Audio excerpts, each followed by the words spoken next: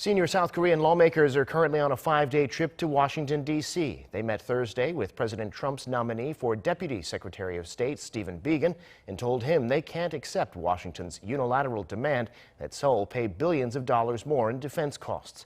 Jung-hee reports. Amid a tug-of-war between South Korea and the U.S. over their share of the defense cost for next year, South Korean lawmakers have made their way to the U.S. to say Seoul can't accept a drastic increase in its share of the cost. The floor leaders of South Korea's three largest parties, the ruling Democratic Party, the main opposition Liberty Korea Party, and the centrist Bareunmirae Party, met with Stephen Biegun on Thursday. Biegun is currently U.S. Special Representative for North Korea, but has been nominated to be the next Deputy Secretary of State.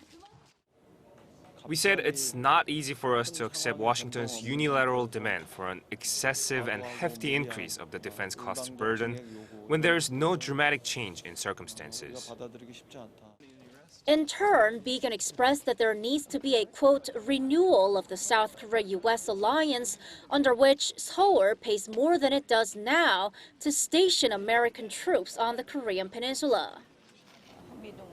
The U.S. seems to be portraying a new form of South Korea-U.S. alliance, and as far as I understood, an increase in our defense costs burden goes in line with that. Biegun said it would be a tougher negotiation than the ones in the past. The latest round of talks between Seoul and Washington took place early this week, but broke down within an hour.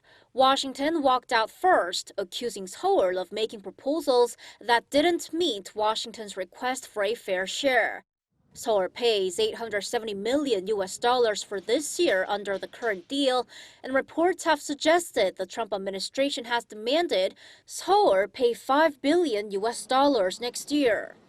But despite the vast gap between Seoul and Washington on financial issues, the U.S. maintains it'll keep its military forces in South Korea.